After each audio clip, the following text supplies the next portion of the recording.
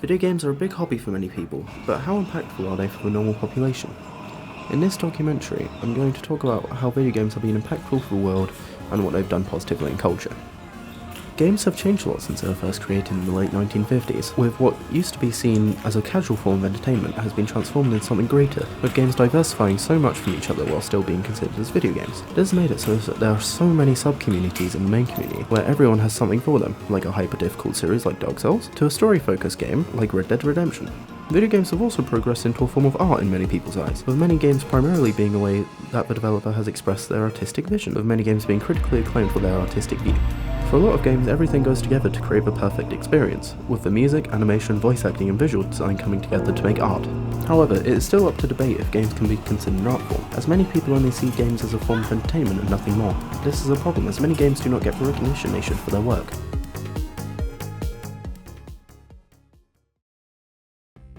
Another common debate with video games in the centre is that video games can cause violent tendencies in children and teenagers. This has been a running debate since the 1990s, with it starting because of the Mortal Kombat series, which recently had released for console, and Night Trap, a game by Hasbro, which saw a group of bumbling vampires trying to kill the occupants of the house. These games caused controversy in the US Congress room because of its violence and gore. This later was the main influence for the ESRB rating to be made. Because of the US Senate hearing being broadcasted on television, many parents became worried with what games their kids were playing, and still keep that opinion to this day. However, there is proof on both sides to this debate, as studies have shown that there is no connection to video games and violent behaviour, but there is correlation between video games and the precursors to aggression, but not the main cause of violence tendencies. Another recent controversy to do with violent video games is the GTA series. This series is very well known for its violence and controversies, specifically GTA 5, which has been in the news many times, primarily to do with its violence. To discuss the controversies with GTA 5, we've gathered an interview with a teacher of games development who can shed some light on the controversies of GTA. So, I'm Lucius Tracy-Jenny. I am a teacher of game development. I have studied game development off and on for 8 years now. I've taught game development for coming up to 2 years. Yeah, I have qualifications. I have a master's in game design, and that's all right. Do you think GTA 5 has had an influence on violence in children or anything like that? So, I think it's fair to say that there have been a number of studies that have demonstrated that there is no direct causal effect between violence in video games and violence carried out in the real world. Have video games had an influence on the debate surrounding that? Absolutely. I would even go as far as to argue that they have almost become a distraction for an easy kind of a whipping boy, if you understand this concept. So the idea of exactly a scapegoat, absolutely, for a quick solution.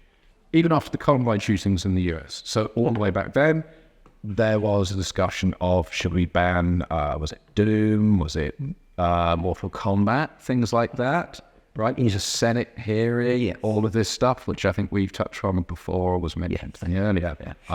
But that sort of stuff, I think there has been to an extent this easy scapegoat situation where you're like, well, we could solve the endemic issues about mental health or about, in the case of America, it's guns, right?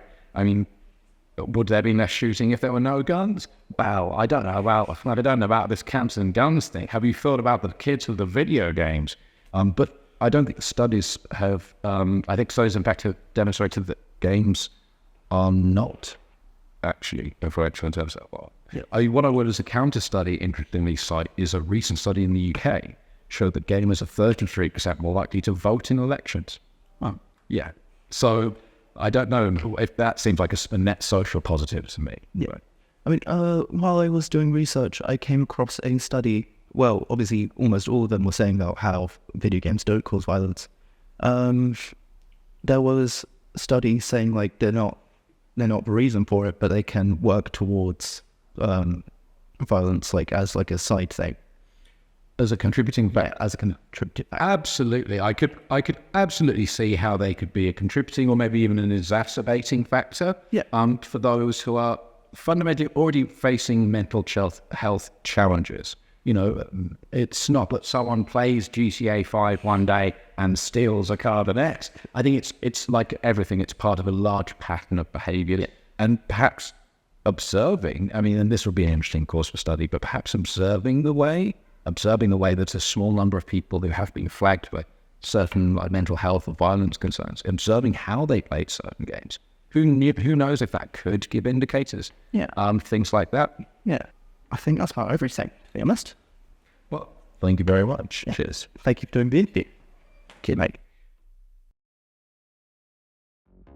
During the making of this documentary, we also gave out a survey to see how the general public viewed how influential video games were to culture. About 50 people answered the survey, with 48.1% of them being between 16 and 18, 33.3% of them being between 18 and 25, 5.6% of them being between 25 and 35, 9.3% being between 35 and 45, and 3.7% being 45 plus.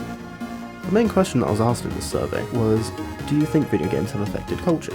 With 17.4% saying yes, 3.7% saying no, and 25.9% saying they're unsure.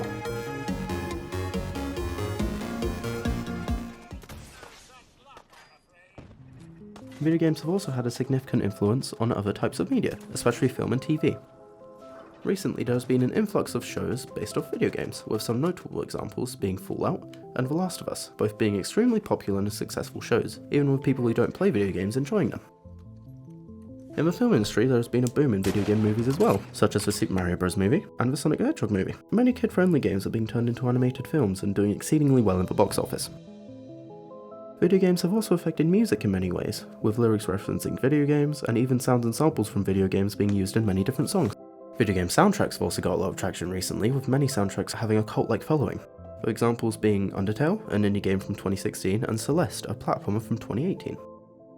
In conclusion, with the debate still ongoing for if video games are an art form, or if video games can affect the way people think and act, almost everyone can agree that video games have changed a lot for culture majorly, and probably for the better.